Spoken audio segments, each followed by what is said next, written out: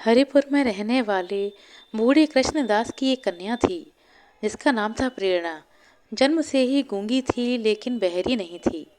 प्रेरणा के पड़ोस में रहने वाले गोपाल को बचपन से ही प्रेरणा से बहुत लगाव था। वह साथ साथ खेलते हुए बड़े हुए थे।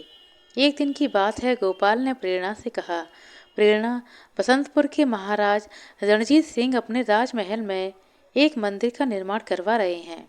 उस मंदिर का दरवाज़ा बनाने के लिए उन्हें चंदन की लकड़ी चाहिए, किंतु चंदन की लकड़ी बसंतपुर में नहीं मिलती। मैं चंदन की लकड़ियां इकट्ठी कर रहा हूँ और कुछ महीनों के बाद बसंतपुर जाकर महाराज रणजीत सिंह को काफ़ी ऊंचे दामों में चंदन की लकड़ी बेचकर बहुत सारा धन कमा लूँगा। क्या तब तुम मुझसे शादी करोगी? प्रेरणा वहाँ से चली गई। अपने घर पहुँचने पर वह सोचने लगी, गोपाल बहुत ही गरीब है। जंगल से लकड़ियां काट कर लाता है और उन्हें बेचकर अपना और अपनी माँ का पेट जैसे तैसे पालता है। मुझे भला वो कैसे सुखी रख पाएगा। दूसरी तरफ गोपाल भी बहुत उदास हो गया था। वह सोच रहा था कि प्रेरणा ने मेरी बात का कोई उत्तर नहीं दिया। अरे, मैं तो उसके इशारों की सारी भाषा भी समझ लेता हूँ। वह नहीं जानती कि मैं उसे कितना प्रेम करता हूँ।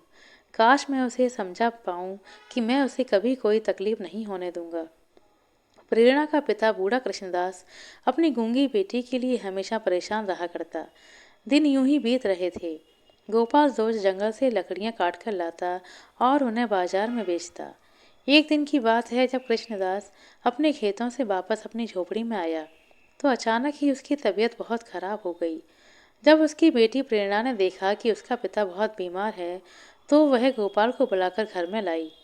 गोपाल ने कृष्णदास की तबीयत खराब देखी तो वह तुरंत वैद्य को बुलाकर ले आया, परंतु वैद्य के द्वारा दी गई औषधियों का कृष्णदास पर कोई खास प्रभाव नहीं पड़ रहा था। आखिर एक दिन कृष्णदास ने प्रेरणा से कहा, बेटी, अब मैं नहीं बचूंगा। मैं तो चाहता था कि तेरी शादी कर दूं, फिर चैन से मरूं, परंतु मेरे मन की बात तो मेरे मन में ही रह जाएगी। मगर मेरे जाने के बाद तू घबराना मत। पड़ोस के ही गांव गोरखपुर में मेरा तांत्रिक दोस्त शंखनाथ रहता है। तू गोरखपुर जाकर शंखनाथ से मिलना और यह पत्र उसे दे देना। वह तेरे लिए कोई बहुत अच्छा रिश्ता का बंदोबस्त कर देगा और तेरा विवाह करवा देगा। फिर उसी दिन कृष्णदास की मृत्यु हो गई।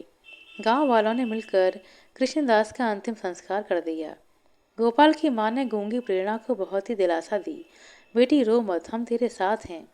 अगले दिन जब गोपाल प्रेरणा के घर पर आया तो उसने देखा प्रेरणा अपना सामान एक पोटली में बांध रही थी।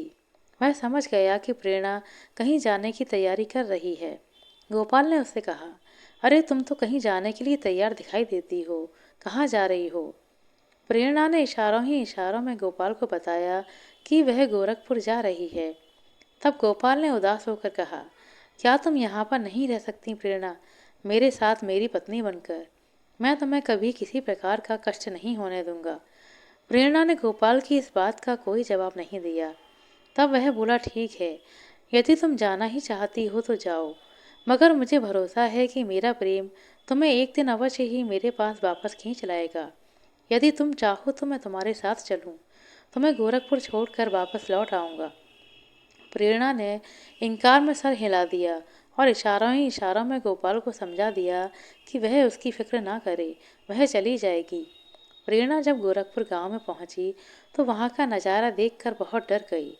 असल में गोरखपुर गांव में मौत की तबाही मची हुई थी। पिछले 2 दिनों से पूरे गांव में अचानक एक महामारी फैली हुई थी, जिसके कारण गांव के बहुत लोग मर चुके थे। गोरखपुर में हर जगह मृत्यु का तांडव देखते हुए प्रेरणा एक जगह पर पहुंची। तब उसे एक आवाज़ सुनाई दी। एक झोपड़ी में से किसी के कराने का तेज स्वर सुनाई दे रहा था, जिसे सुनकर वह रुक गई। वह झोपड़ी के अंदर गई तो उसने देखा बिस्तर पर एक बूढ़ा व्यक्ति लेटा हुआ था। वह बोला, बेटी, तुम कौन हो? इस समय तुम मेरे लिए साक्षात देवी बनकर आई हो। असल में प्रेरणा यह नहीं जानती थी कि अनजाने में वह अपने पिता के मित्र तांत्रिक शंखनाथ के घर पहुंच चुकी है। वह बूढ़ा व्यक्ति बोला, मैं तांत्रिक शंखनाद हूँ बेटी, दुनिया को चमत्कार दिखाया करता था, मगर आज लकवे का शिकार होकर लाचार पड़ा हूँ। तुम जरा सी तकलीफ कर सकती हो क्या? वो मेरे सामने कमंडल में जो जल रखा है वह मेरे मुंह में डाल दो।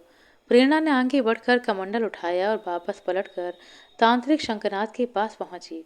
मगर यह क्या, तांत्रिक शंखनाद तो मर चुका था। प्रेरणा ने देखा, अरे यह तो मर चुके हैं, अब मैं कहाँ जाऊं और क्या करूं। इतने लंबे सफर के बाद प्रेरणा को बहुत तेज प्यास लग रही थी। अपनी बेचैनी और प्यास को कम करने के लिए वह कमंडल का जल पीने लगी और गट गट करके सारा जल पी गई। तभी झोपड़ी में एक आदमी ने प्रवेश किया और कहा, इतनी सुंदर छोकरी, सरदार जल्दी आओ, देखो यहाँ पर एक छोकरी है। असल बात यह थी कि गोरखपुर गांव में अचानक महामारी फैलने की वजह से गांव के लोग अपनी जान बचाने के लिए जल्दी जल्दी में अपना सारा सामान छोड़कर गांव से भाग गए थे। इसलिए ऐसे समय में बिना किसी विरोध के अधिक से अधिक माल हासिल करने की उम्मीद में खूंखार डाकुओं का गिरोह गोरखपुर में आ पहुंचा था।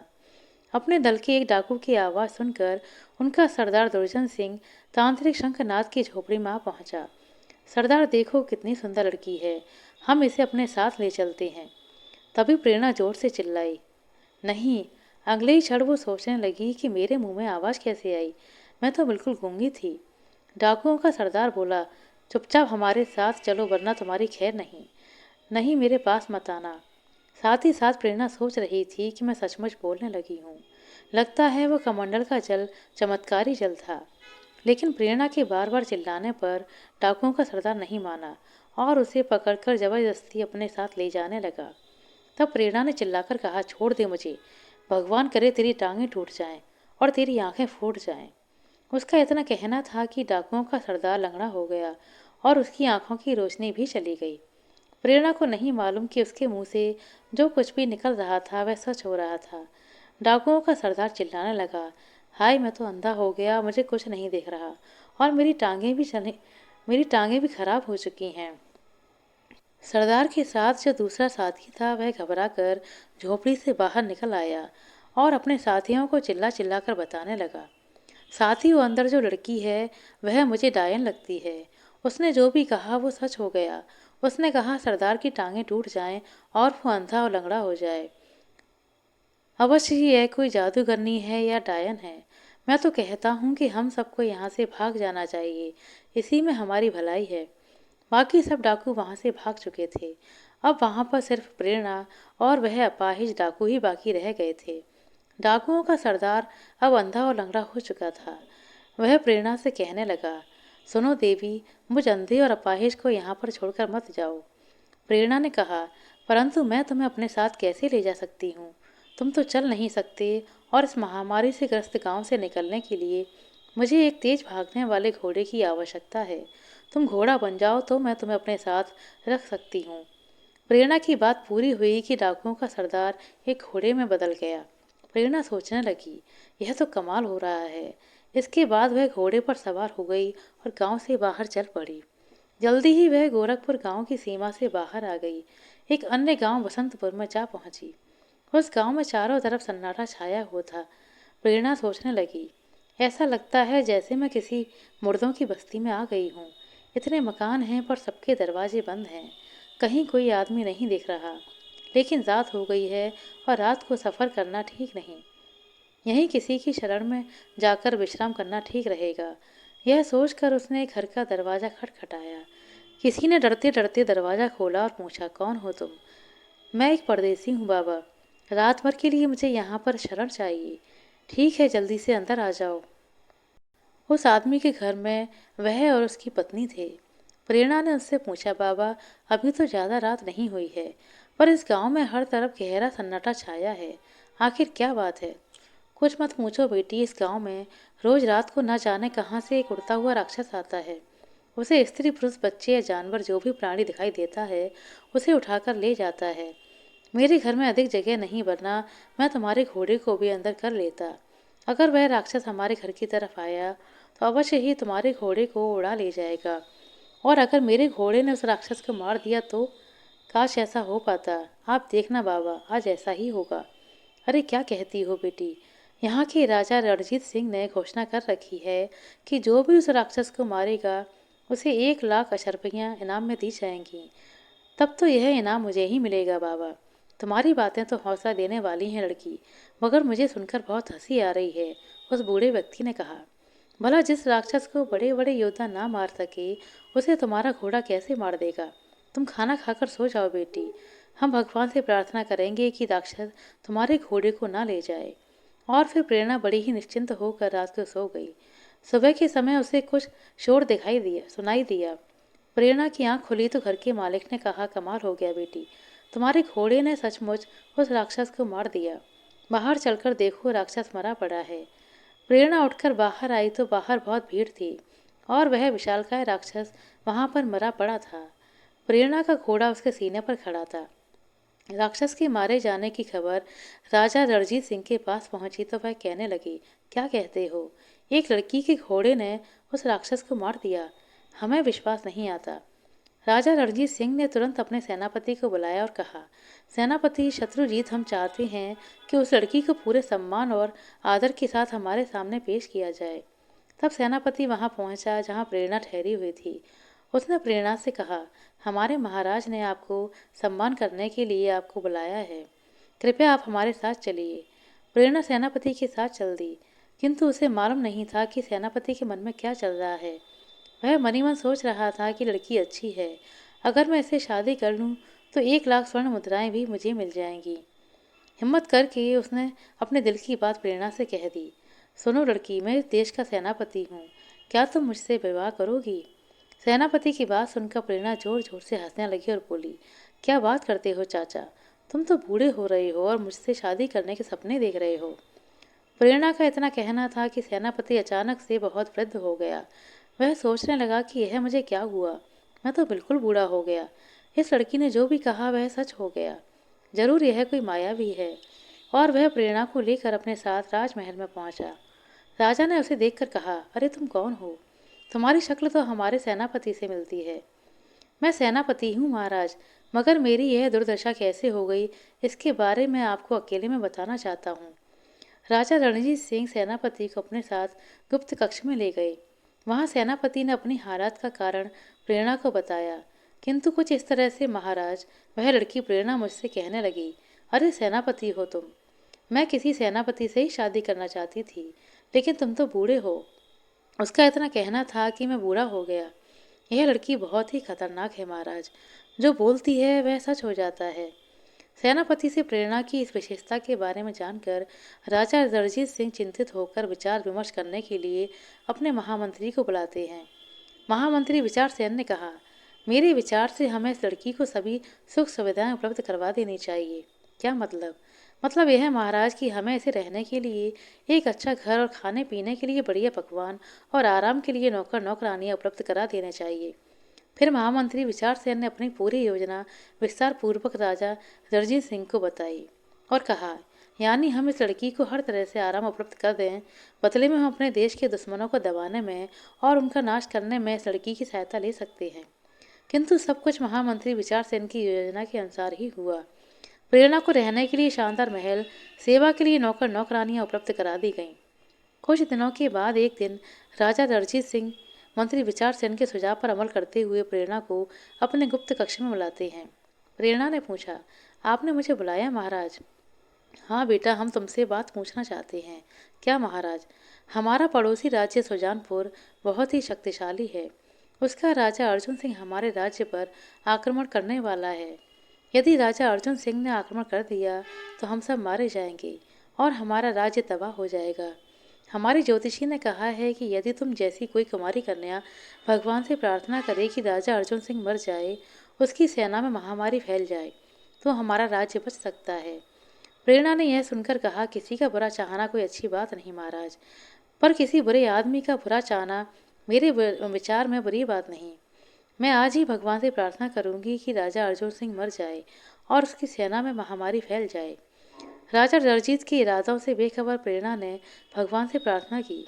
ऐसा करते ही राजा अर्जुन सिंह की मृत्यु हो गई और उसकी सेना में महामारी फैल गई। इसके कुछ दिनों के बाद राजा रणजीत सिंह ने फिर से प्रेरणा को अपने गुप्त कक्ष में बुलाया और कहा, बेटा, हमारे पड़ोस के राज्य ज्वालापुर की जनता पानी के अभाव से प्यासी मर रही है। वहाँ की नदियाँ सूख चुकी हैं। हम चाहते हैं कि वहाँ पर बाढ़ आ जाए और सारे राज्य में पानी पानी हो जाए। प्रेरणा ने पूछा, किंतु महाराज, मैं इसके लिए क्या कर सकती हूँ? बेटी तुम भगवान से प्रार्थना करो कि ज्वालापुर में बाढ़ आ जाए। प्रेरणा ने जब ज्वालापुर में बाढ़ आने की बात जुबान से निकाली तो सारे ज्वालापुर में भयंकर बाढ़ आ गई और सब कुछ नष्ट हो गया। ज्वालापुर में बाढ़ की खबर जब राजा रणजीत सिंह और उसके महामंत्री विचार सेन को पता चली तो दोनों बहुत ही खुश हुए। राजा खुश होकर कहने लगे, वाह महामंत्री, यह तो कमाल ही हो गया। हमारे दोनों पड़ोसी शत्रु राज्यों की हालत अब बहुत ही खराब हो चुकी है। यदि अब हम इन राज्यों पर आक्रमण कर दें तो हमारी विजय निश्चित है। प्रेरणा नहीं जानती थी कि वास्तव में राजा रणजीत ने अपने स्वार्थ सिद्धि का साधन बना लिया था उसको। कुछ महीने और बीत गए। हर तरीके की सुख सुविधा होते हुए भी प्रेरणा पूरी तरह से संतुष्ट नहीं थी। वह एक दिन सोच रही थी कि कितने नौकर नौकरानियां हैं मेरी सेवा के लिए, परंतु फिर भी मैं अकेली हूँ। अब मुझे विवाह कर लेना चाहिए। उसी रात जब प्रेरणा गहरी नींद में सो रही थी तो उसके महल में अचानक बहुत से सैनिक घुस आए और सोती हुई प्रेरणा को पलंग सहित उठाकर ले गए। प्रेरणा के महल के नौकर नौकरानियां उन सैनिकों को बड़ी ही बेदर्दी से कत्ल कर दिया। प्रेरणा के महल के नौकर नौकरानियों का उन सैनिकों ने बड़ी ही बेदर्दी से कत्ल कर दिया। जब प्रेरणा की आंख खुली तो वह कहने लगी, अरे मैं कहाँ पर हूँ और आप सब कौन हैं? उन सैनिकों ने कहा, हम आपके शुभचिंतक हैं, आपके मित्र हैं। हमने महामंत्री विचार सेन के कहने पर आपकी जान बचाई है। क्या मतलब? तभी महामंत्री विचार सेन ने वहां पर प्रवेश किया और बोले, मतलब मैं बताता हूँ कुमारी जी। हमारे राजा रणजीत ने आपकी वजह से अपने दो शत्रु राज्यों पर विजय प्राप्त कर ली, किंतु अब वह इस डर से आपकी हत्या करवाना चाहते हैं कि कहीं कल को आप उनके लिए खतरा ना बन जाओ। प्रेरणा ने आश्चर्य में कहा, मैं आपकी बात नहीं समझी मंत्री जी। मैं आपको समझाता हूँ, क्योंकि आपकी बात हमेशा सच हो जाती है। इसलिए महाराज रणजीत ने सोचा कि कल को तुम बसंतपुर की महारानी बनने का सपना ना देखने लगो, इसलिए उन्होंने तुम्हारी हत्या का आदेश दिया है, किंतु हमने तुम्हें बचा लिया। मुझे विश्वास नहीं होता कि महाराज ऐसा आदेश दे सकते हैं, मगर सच्चाई यही है कुमारी जी। आप इन सैनिकों से पूछिए, मैंने अपनी जान पर खेल कर आपको कैसे बचाया है। और फिर महामंत्री विचार सेन ने अपने विश्वसनीय साथियों की मदद से प्रेरणा को विश्वास दिला दिया कि राजा रणजीत सिंह सचमुच उसे मार देना चाहते थे। प्रेरणा ने कहा, भगवान की कसम, मैंने तो कभी महारानी बनने का विचार तक नहीं किया, किंतु अब मैं महारानी बनकर रहूंगी। मगर ऐसा कैसे हो सकता है? बड़ी आसानी से हो सकता है कुमारी जी। आप भगवान से प्रार्थना कीजिए कि महाराज रणजीत सिंह और उनके परिवार पर राजमहल की छत गिर जाए। इस प्रकार महाराज और उनके परिवार की मौत हो जाएगी। तब मैं अपने सैनिकों की मदद से तुरंत राज सिंहासन पर अपना अधिकार कर लूँगा और राजा बन जाऊँगा।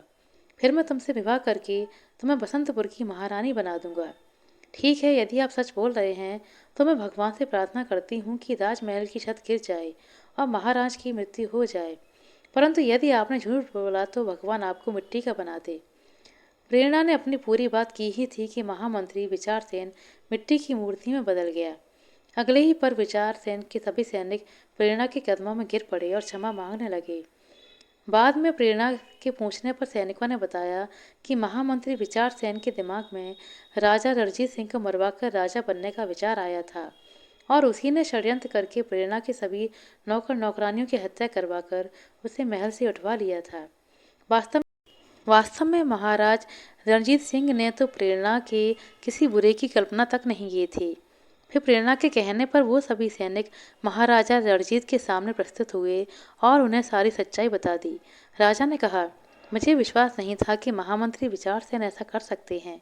राजा ने उन सभी सैनिकों को क्षमा कर दिया। राजा ने प्रेरणा से कहा, प्रेरणा, अब तुम क्या चाहती हो बेटी?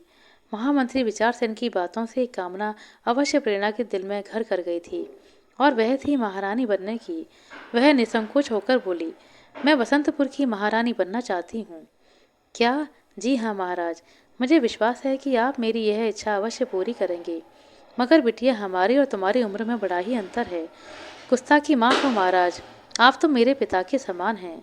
आपसे विवाह करने की तो मैं स्वयं कल्पना नहीं कर सकती, किंतु आप अपने पुत्र के साथ तो मेरा विवाह कर सकते हैं, हमारे बेटे से। राजा रणजीत सिंह को एकाएक हंसी आ गई और फिर उनके चेहरे पर विषाद की रेखाएं उभर आईं। वह बोले, बिटिया, भगवान ने मुझे 4 बेटे दिए हैं, किंतु मेरा सबसे बड़ा बेटा आज से 15 वर्ष पूर्व जब वह 10 साल का था तब वह सरोवर में डूबकर मर गया था।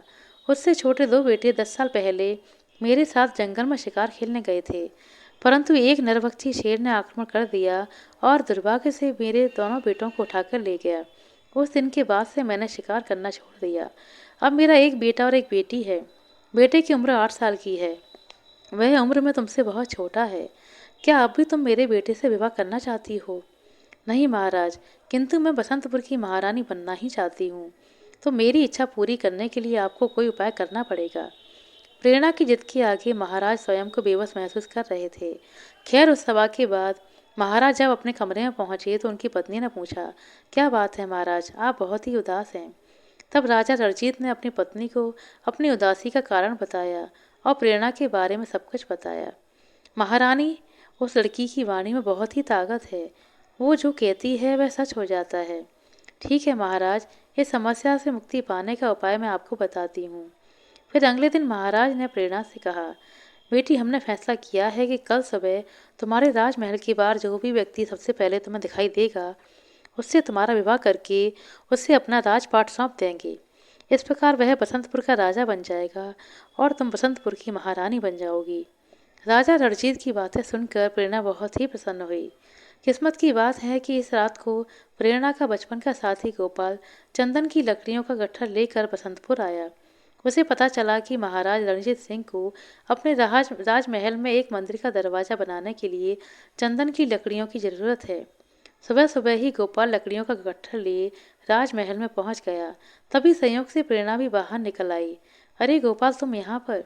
प्रेरणा, तुम राजमहल में, और तुम बोलने कैसे लगी? तभी राजा रणजीत सिंह वहां पर आ गए। प्रेरणा बेटी, तुमने राजमहल से बाहर निकलकर सबसे पहले गोपाल को ही देखा है। हम तुम्हारा विवाह इससे करवा देंगे। और फिर बड़े धूमधाम से गोपाल और प्रेरणा का विवाह संपन्न हो गया। प्रेरणा का कन्यादान स्वयं राजा रणजीत सिंह ने और उनकी पत्नी ने किया। विवाह पूरा होने के बाद महाराज ने कहा, बेटी, कल हम तुम्हारे पति को अपना राजपाट सौंप कर यह राज्य त्याग देंगे है। इसलिए आज हम और महारानी तुम दोनों के साथ भोजन करना चाहते हैं। और फिर प्रेरणा और गोपाल ने राजा रणजीत सिंह और उनकी पत्नी के साथ स्वादिष्ट और लजीज पकवानों का भोजन किया। भोजन बड़ा ही स्वादिष्ट था, किंतु भोजन करने के बाद अचानक प्रेरणा को चक्कर आने लगी और वह बोली, मुझे क्या हो रहा है। यही हाल गोपाल का भी था। वह बोला, प्रेरणा, हमें जरूर ही जहर दिया गया है, हम मरने वाले हैं। इससे अच्छा तो यह होता कि तुम हरिपुर गांव में ही गूंगी प्रेरणा के रूप में मुझे अपना पति मान लेती तो बेहतर होता। वास्तव में राजा रणजीत सिंह ने दोनों के भोजन में विष मिला दिया था। तब प्रेरणा बोली, हाँ, मैं मरना नहीं चाहती गोपाल। जब तुम पति के रूप में मुझे मिल ही गए हो तो मैं तुम्हारे साथ ही जीवन व्यतीत करना चाहती हूँ। मैं मरना नहीं चाहती। इससे अच्छा तो मैं तुम्हारे साथ हरिपुर गांव में गूंगी भली थी। जहर के असर से प्रेरणा गोपाल तुरंत अपना होश खो बैठे, किंतु मरे नहीं। जब उन्हें होश आया तो वह हरिपुर गांव में थे। गोपाल ने कहा, अरे हम कहाँ पर आ गए? अपने ही घर में। वह खुश होकर बोला, यह कौन है? प्रेरणा, अरे प्रेरणा, तुम ही हो। प्रेरणा ने हाँ में सिर हिलाया। बहुत कोशिश करने पर भी वह जुबान से कुछ ना बोल सकी, क्योंकि वह फिर से गूंगी हो चुकी थी। तांत्रिक शंखनाद के यहाँ से उसने जो चमत्कारी जल पीकर चमत्कारी वाणी प्राप्त की थी, वह उसकी अपनी ही बात के कारण नष्ट हो गई थी।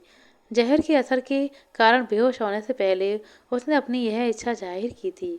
तब गोपाल ने कहा, मुझे लगता है कि मैंने कोई सपना देखा था और सपने में मैंने तुम यह देखा था कि तुम बोलने लगी हो। मगर खैर कोई बात नहीं, मुझे तो तुमसे प्रेम है प्रेरणा। मैं तुम्हारे इशारों की सारी भाषा समझ लेता हूँ। मैं तुम्हें कोई तकलीफ नहीं होने दूंगा। फिर से गूंगी होकर प्रेरणा भी बहुत ही खुश थी। अब गोपाल, उसकी माँ और प्रेरणा अच्छे से जीवन बिताने लगे। आशा करते हैं दोस्तों आपको हमारे द्वारा सुनाई गई यह कहानी अच्छी लगी होगी। कहानी अच्छी लगी हो तो कृपया लाइक कर दें, शेयर कर दें। चैनल पर नए हैं तो सब्सक्राइब कर लें। अपना कीमती समय देने के लिए बहुत बहुत धन्यवाद। मिलते हैं अगले वीडियो में, तब तक के लिए नमस्कार।